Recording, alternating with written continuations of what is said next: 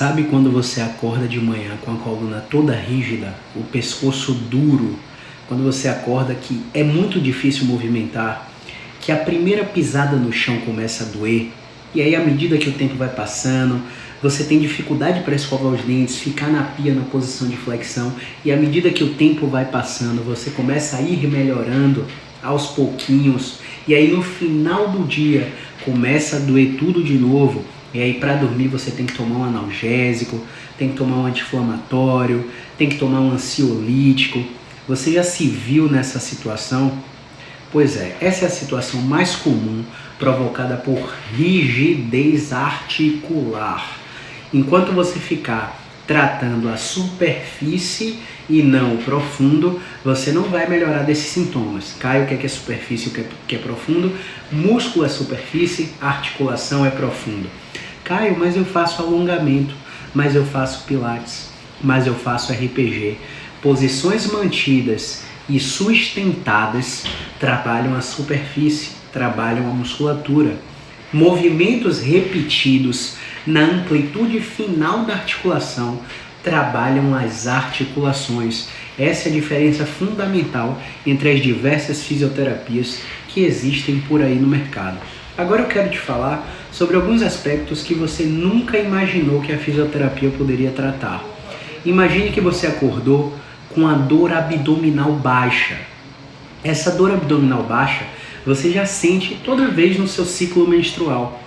Você já associa que o período menstrual está chegando e que é normal sentir isso. Você já foi no ginecologista, já fez toda a triagem ginecológica e você já identificou que você tem ali um mioma de útero, que você tem ali um ovário policístico, que você tem uma endometriose, você vive constipado, não defeca todo dia, vai a cada 2 dias no sanitário, às vezes precisa ir para emergência para fazer lavagem, para poder não ter um rompimento intestinal. Do tanto que você não defeca com frequência. Sua alimentação não é rica em água, não é rica em fibras, em prebióticos, em probióticos, você não tem acompanhamento nutricional. Você nunca imaginou que esses problemas podem desencadear uma dor somática, uma dor referida, uma dor visceral, que não precisa se refletir aonde está o problema. Ou seja, você sabe que você tem um problema no endométrio, você tem endometriose, você tem ovário policístico, repito, mas a sua dor abdominal é baixa e qual é a primeira coisa que você pensa? Você pensa logo de cara, meu Deus, será que é um apendicite? Vou para emergência. Será que eu estou tendo algum problema grave? Vou para emergência. E qual a probabilidade desses sintomas serem de um problema grave? Menos que 5% do total. Pessoal, 95% das dores musculoesqueléticas são por problemas de movimento. A gente acabou de atender uma paciente aqui com esses sintomas, dor abdominal baixa. Quando a gente deslocou a lombar para a direita, a dor apareceu. Deslocou para a esquerda, difícil de mover. Dobrou para trás, difícil de mover. Dobrou para frente, a paciente não alcançava o joelho. A paciente não alcançava o joelho, tá? Ou seja, muita dificuldade para movimentar na coluna lombar.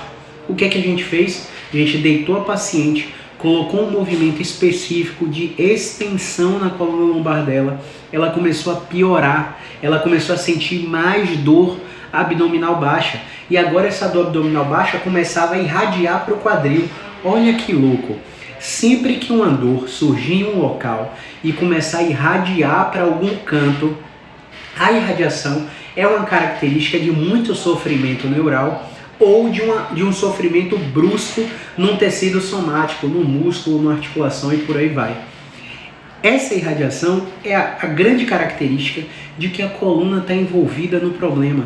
Se a paciente referir dormência e formigamento, mas o dormência e formigamento é no pé. Não interessa, tem parestesia, dormência e formigamento, o problema é coluna. O problema é coluna lombar, coluna torácica, coluna cervical. Inclusive, essa dor abdominal baixa pode ser referida de nervos esplênicos maiores que saem da torácica média, T6, T7, vão para a inervação de fígado e de estômago.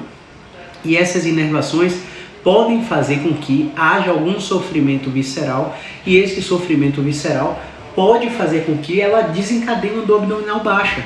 faça toda a triagem ginecológica, ultrassom de abdômen total, transvaginal, enfim, procedimentos de colo de útero e por aí vai, e não tenha descoberta a causa do problema, as causas, nunca tem uma causa só. E aí ela já está desacreditada, ela não imagina que a fisioterapia pode melhorar isso. Aí no final do tratamento, quando a gente botou ela para dobrar de novo e deslocar para o lado, a dor tinha desaparecido. A paciente conseguiu dobrar e tocar a mão no chão, ela falou que tinha tempo que não conseguia fazer isso. Ou seja, a gente só liberou os movimentos da coluna lombar dela. Quando ela piorou com a extensão repetida, a gente deitou ela de barriga para cima, começou a fazer flexões repetidas, movimentos simples de dobrar o joelho, de abraçar os joelhos com bastante força, com bastante pressão, e essa paciente foi melhorando progressivamente. Ou seja, o que essa paciente tinha de fato? Um bloqueio de movimento simples na coluna lombar, que foi bem investigado por mim, e essa investigação, esse exame físico minucioso, fez com que a gente encontrasse a possível causa predominante do problema dela. O paciente saiu melhor, vai voltar daqui a 72 horas, a gente vai confirmar se essa melhora é duradoura. Se essa melhora for duradoura, a gente vai avançar no protocolo de exercícios para a paciente melhorar 100% e a gente poder dar alta. Qual o prognóstico dessa paciente? 7 dias, 10 dias, 15 no máximo. Desses 7, 10, 15 dias no máximo que ela vai fazer tratamento comigo, ela vai fazer no máximo 3 sessões. Quer dizer que todo o caso é assim? Claro que não. Tem paciente que precisa de 6, de 12, de 24, né? De 48. Tem paciente que está comigo aqui que está fazendo a sessão 32. Paciente trauma, LCA, rompido, pós-operatório. A gente está em fase de reabilitação musculoesquelética. Não é uma dor inespecífica, como a maioria dos pacientes. É uma dor específica por causa de um trauma. Não é uma dor que tem diversos fatores multidimensionais influenciando. É uma dor que foi causada, obviamente, por uma história clássica de um pivô shift ali. Pisou e rodou o joelho sobre a tíbia com o pé travado no chão, jogando futebol. Rompeu o LCA. Fez a cirurgia, veio para mim no 15º dia pós-operatório e a gente está aqui na 32ª sessão. Na 32ª sessão a gente acabou de afastar o atendimento para 15 dias e mandar vários exercícios para o paciente fazer em casa. Caio, todo paciente vai ser independente? Não, tem paciente que vai depender de você pro resto da vida. Tem paciente que vai querer que você atenda mesmo sem ele precisar. Estamos aqui para esses pacientes também. Agora, qual que é o principal? A gente prezar pelas técnicas que geram a autonomia do paciente. Parar de meter um hands-on logo de cara para deixar o paciente dependente, achando que você tirou a dor com a mão, achando que você colocou alguma coisa no lugar. E testar os movimentos repetidos, as posições mantidas, as estratégias de carga, porque são coisas que o paciente pode fazer sozinho. Se você é um fisioterapeuta acima da média aí, você deve estar cobrando muito mais que R$200. Tá 200, 220, 250, 300, 500. Eu conheço fisioterapeuta que cobra R$1.400 por sessão, por visita. Você acha que tem gente com bala na agulha para pagar 32 sessões cobrando esse preço? É óbvio que não. Só que o que a gente faz? Por a gente prezar pela autonomia, o paciente percebe, caramba, aquela fisioterapia eu ia 3 vezes por semana. Nesse cara eu vou uma vez só. Então faz jus ele ser um pouco mais caro ali e no final do tratamento eu posso até estar pagando menos. Olha, esse cara me afastou para 15 dias. Olha, esse cara só me viu uma vez no mês. Você entende a diferença? E aí, além do exemplo que eu dei da cólica, da dor abdominal baixa, existem pacientes que chegam para mim com azia, com refluxo, com desconforto gástrico. Esses pacientes fazem o que de primeira?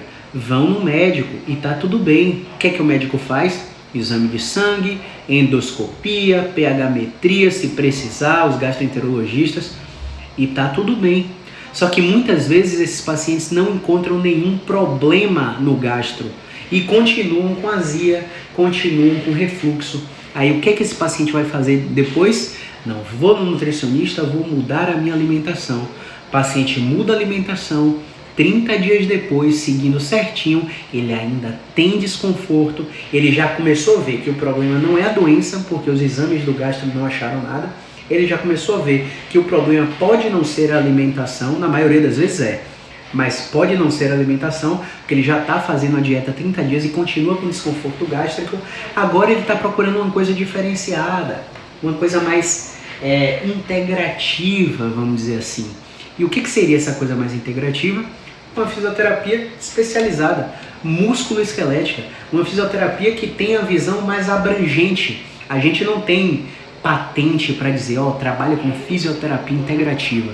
Não é uma especialidade que é reconhecida pelo nosso conselho, infelizmente um dia vai ser, não quero nem discutir esse tema, não é o objetivo aqui da live, mas enquanto ela não é reconhecida enquanto especialidade pelo nosso conselho, a gente vai trabalhando a fisioterapia com essa visão mais abrangente. Na fisioterapia musculoesquelética, o que a gente vai ver no paciente com azia? A gente vai ver a mobilidade do pescoço e da coluna torácica. A gente vai ver o nível de represamento do diafragma, a musculatura que fica aqui embaixo da costela, que é totalmente interconectada com o estômago e fígado. E aí o que a gente faz? A gente começa a dar mobilidade à coluna cervical e à coluna torácica. E aí a gente encontra nesses pacientes com azia dificuldade de rotação para um lado, dificuldade de rotação para o outro, dificuldade de estender o tórax, de dobrar o tórax, dificuldade de olhar para cima, dificuldade de inclinar para o lado. A gente começa a encontrar rigidez em tudo que é parte. E aí quando a gente vai desbloqueando essa rigidez, colocando movimentos específicos, tanto para o pescoço quanto para a coluna torácica, e o paciente vai restaurando essa mobilidade, ou até ele recebe uma manipulação no tórax, o que vai acontecer com esse paciente? Os nervinhos que saem da coluna torácica e vão lá para o estômago, eles começam a serem regulados. Existe uma resposta simpatoexcitatória do sistema nervoso central, que vai mandar um fluxo nervoso para aquela víscera. Então, se a víscera estiver em sobrecarga, ela vai reduzir a sobrecarga. Se a víscera estiver em hipofunção, ela vai aumentar o nível de funcionalidade. É aquela secreção do suco gástrico do estômago que não está sendo liberada, que não está sendo liberada de forma suficiente para degradar os alimentos em peptídeos e fazer com que esses alimentos sejam transportados pelo intestino grosso, duodeno e por aí vai, beleza? Então a gente consegue melhorar a função gástrica do sistema gastrointestinal, não porque estamos mexendo na víscera, mas porque estamos mexendo em pontos da coluna que são inervações para a víscera. Então esse paciente com dor de estômago, que não respondeu a medicamento, omeprazóis, inibidores de bombas de prótons, que não respondeu a medicações, que não respondeu a nutrição, 30 dias de nutrição e não respondeu ainda, esse paciente pode responder bem à terapia manual, pode responder bem a movimento repetido, pode responder bem à acupuntura. Então a fisioterapia, eu sei que você não imaginava, mas ela pode também tratar ou ajudar no tratamento dessas condições. Pacientes que têm zumbido no ouvido foram no otorrino, o otorrino fez todo o exame otorrinolaringológico, tirou cera de ouvido, passou medicação para labirintite, não encontrou labirintite em exame específico, o paciente continua com zumbido no ouvido. O paciente vai no dentista, especialista em ATM, ele faz imagem, e a imagem acha desgaste, ele fala que o desgaste está causando zumbido, que tem que fazer uma discopexia, que tem que fazer um procedimento. O paciente faz o procedimento, não melhora. O paciente tem bruxismo, o paciente usa a placa, não melhora. O que vai melhorar esse perfil do paciente? Talvez psicologia, controlando a ansiedade para diminuir a frequência do bruxismo. Talvez fisioterapia, inibindo musculaturas mastigatórias específicas e musculaturas de face e de crânio específicas que podem estar interferindo no pavilhão auditivo, assim como o pescoço. Às vezes o paciente tem uma dificuldade para rodar, uma dificuldade para inclinar, e essa inervação da cervical também vem aqui para pavilhão auditivo, também vem aqui para fundo de olho, também vem aqui para seio da face. Então você pode estar com sintoma de sinusite gritando, tomando antibiótico e não melhorando, e seu problema é o pescoço, é a cervical. Claro, vá no seu otorrino, vá no seu dentista, mas quando você vê que não está resolvendo, procure um fisioterapeuta. Você vai se impressionar com o que o movimento é capaz de fazer com esse perfil de paciente. Então, falei de cólica abdominal, falei de zumbido, falei de dor na TM. O que mais que vocês acham do fisioterapeuta? Falei de dor de estômago, né? Cólica, dor de estômago, zumbido, sinusite. Olha só, 4 coisas que você nunca imaginou que o fisioterapeuta poderia ajudar. Olha que louco. Se você tiver pergunta sobre todo esse conteúdo que eu passei aqui na live, lá nos stories eu vou deixar uma caixinha, você manda na caixinha e a gente responde em vídeo a qualquer momento aqui do consultório, beleza?